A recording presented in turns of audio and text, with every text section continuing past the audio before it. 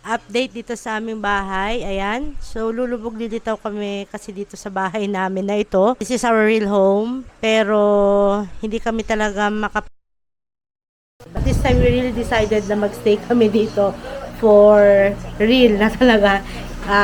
Dito na kami magstay. Nag-enroll na yung anak ko kanina. We came here Thursday. Official namin na move-in is Friday, last week. So, today is Tuesday. So, pang ilang araw ng ganito ang estado ng bahay namin. Ikot lang natin yung camera. Dito, kailangan talaga namin mag-set up ng agarang working station namin na asawa ko.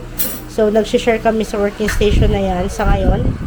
And then, this one is our office dito sa baba. Pero itong naging storage muna namin sa lahat ng gamit namin. So, yun yung asawa ko. Hi, Daddy. Sobrang lalayan ng mga past days. Ngayon medyo okay kasi wala siyang ganong ginagawa.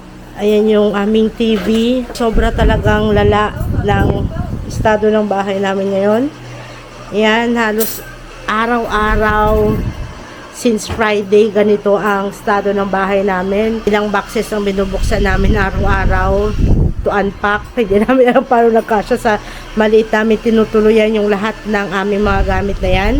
And then yan yung aming na napakadumi, kailangan ko yung ipalinis. Then yan yung aking anak, yan ang kanyang libangan. Pinagawa ko siya kanina ng homework niya kanina. So ngayon, ayan, nagdo-drawing siya while she's watching.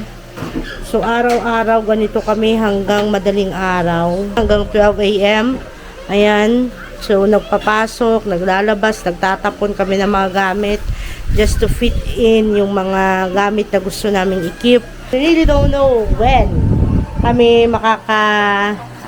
maayos to lahat. So yung bahay na to, it needs renovation. May mga nag-canvas na rin kami nung mga nakarang araw. Di ba, pang ilang araw lang namin nag-canvas na rin kami ng mga materials na mga gusto namin gawin.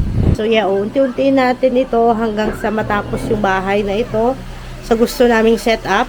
But for now, kailangan lang namin itong matapos. And then, makaset up, mai-set up namin yung working station namin para makapag-work. Full force kami ng asawa ko para makapagbayad ng mga utangs and makapag-start na rin na magawa yung mga dapat gawin dito sa bahay, yung mga renovations na kailangan magawa dito sa bahay. And yun nga, update is nawalan pa kami ng client.